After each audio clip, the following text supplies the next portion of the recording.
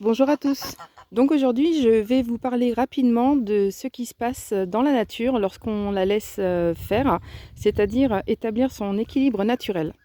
Donc ceci n'est pas un luxe de culture d'ortie, loin de là. J'y ai d'ailleurs planté un cerisier, donc il fait très chaud. Donc ici, j'ai plusieurs framboisiers, comme ceci.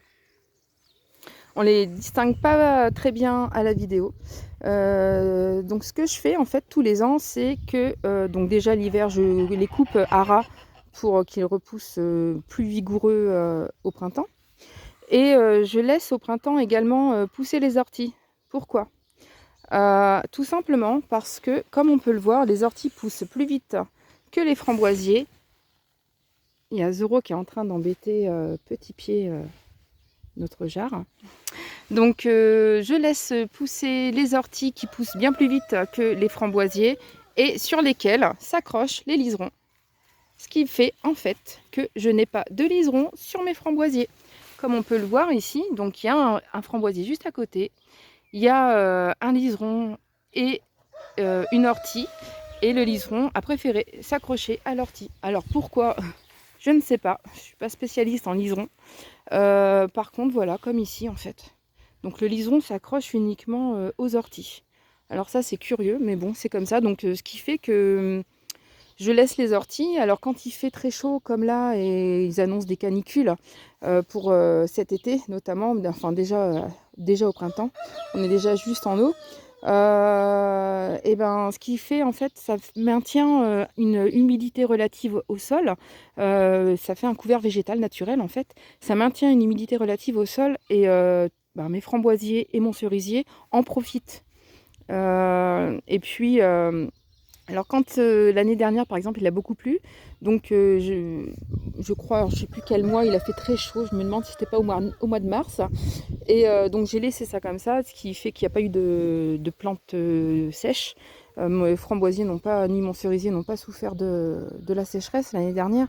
Par contre après il y a eu de fortes pluies, et à ce moment-là, pour pas que ça pourrisse en fait, c'est à ce moment-là que j'ai arraché les orties. Disons que les orties, comme la terre est bien humide, bien meuble, les orties elles viennent toutes seules. Donc quand je fais ça, Zoro, sois gentil. Zoro. Maintenant Zoro attaque Nemo, notre bouc.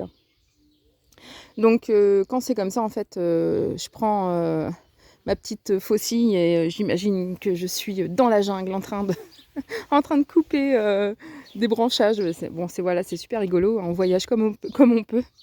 Mais en tout cas, ça se fait très simplement, juste arraché à la main, le sol est bien meuble. Et du coup, le liseron vient tout seul en fait, et je suis pas du tout embêtée par le liseron. Les orties, je m'en sers évidemment pour notre consommation personnelle, mais aussi notamment pour favoriser la ponte des poules.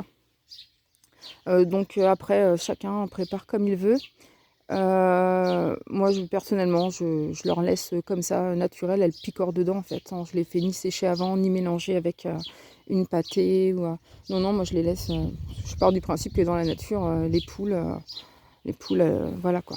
Elles mangent pas de pâté préparé maison, donc et ça se passe très bien. Hein. Donc pour lancer la ponte et pour notre consommation personnelle, pour agrémenter quand j'ai envie de mettre un peu de verdure. Dans la cuisine et que j'ai pas forcément grand chose sous la main, j'ai toujours un peu d'ortie. Donc je vais vous montrer un autre couvert végétal naturel. Donc ici un autre couvert végétal naturel avec nos poupoules aux premières loges. Toujours des framboisiers qui ont fortement grandi à ce printemps parce qu'ils ont été rasés à l'automne. Donc ici j'ai quelques rosiers. Voilà quoi, après je m'en sers pas forcément, je fais de l'eau de rose pour la cosmétique et l'alimentation avec ces rosiers. Mais voilà quoi, c'est pas vital quoi. Donc ça c'est Sarko. Donc voilà, donc ici un couvre-sol naturel de Legopod. Donc Legopod c'est super bon en fait. C'est vraiment, donc les jeunes pousses, donc j'ai les mains un peu sales parce que je viens de nettoyer les animaux. On est vendredi. Et donc ça en fait, ça remplace les épinards, donc c'est très bon en fait, on consomme ça. Pareil, ça remplace la salade. Hein. L'année dernière, on a eu une météo catastrophique avec des invasions de gastéropodes massives. Et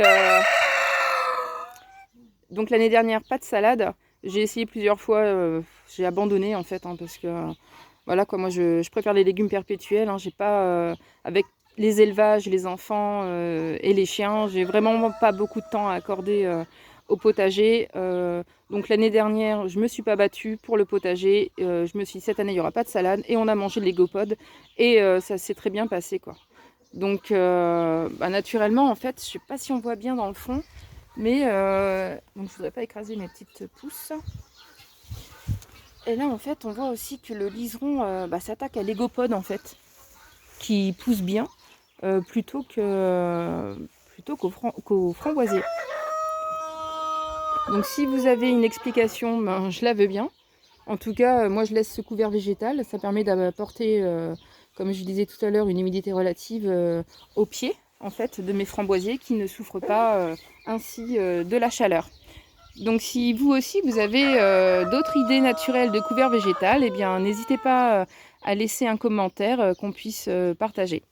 Voilà, je vous remercie. J'espère que vous avez apprécié cette vidéo. Si c'est le cas, n'oubliez pas de liker et abonnez-vous. Ciao ciao.